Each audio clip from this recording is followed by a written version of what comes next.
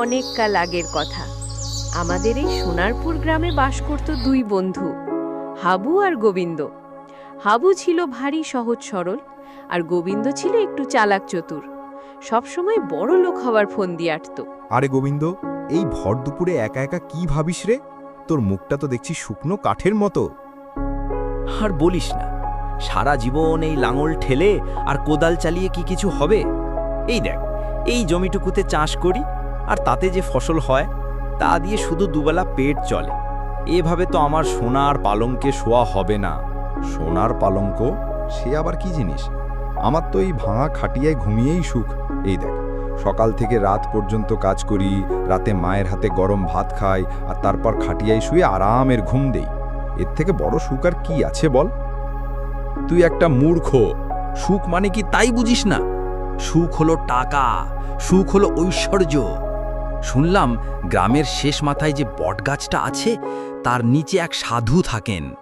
তিনি নাকি জানেন কোথায় পরশ পাথর আছে, যে পাথর দিয়ে লোহাকে ছুলেই সোনা হয়ে যায়। পরশ পাথর? সে তো রূপকথাতে শুনেছি। রূপকথা নয় রে, একদম সত্যি। আমি কালকেই ওই সাধু বাবার কাছে যাব। তুই যাবি আমার সাথে? চল গিয়ে দেখেই না সাধু বাবা কেমন আর কি বলেন। পরদিন সকালে দুজনেই রওনা দিল বটগাছের দিকে। পথের শেষে সত্যিই সেখানে একজন সাধু ধ্যানমগ্ন হয়ে বসেছিলেন। তিনি চোখ খুলতেই তাদের দেখতে পেলেন। কি চাও তোমরা? কেন এসেছো আমার কাছে? বাবা, আপনার কাছে এসেছি পরশ পাথরের খোঁজ নিতে। আমাদের বলে দিন কোথায় সে পাথর লুকিয়ে আছে। পরশ পাথর? সে তো আছে তোমাদের কাছেই, কিন্তু তোমরা তাকে চিনতে পারোনি। আমাদের কাছে? কোথায় বাবা? এই দেখো, তোমাদের দুটি হাত। এই হাত দিয়েই তো তোমরা জমি চাষ করো, ফসল ফলাও।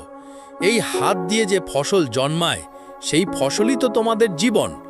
তোমাদের পরিশ্রমই হলো আসল পরশ পাথর। বাবা, আমি ভুল বুঝেছিলাম। এখন যাও যাও, নিজেদের কাজ করো। মনে রাখবে, পরিশ্রমী হলো আসল ঐশ্বর্য। সাধু বাবাকে প্রণাম করে সেখান থেকে ফিরে এলো।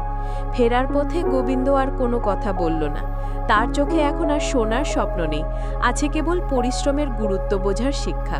সেদিন থেকে গোবিন্দ হাবুর মতোই মনোযোগ দিয়ে কাজ করতে শুরু করলো, আর এইভাবেই তাদের দিন ভালো কাটতে লাগলো।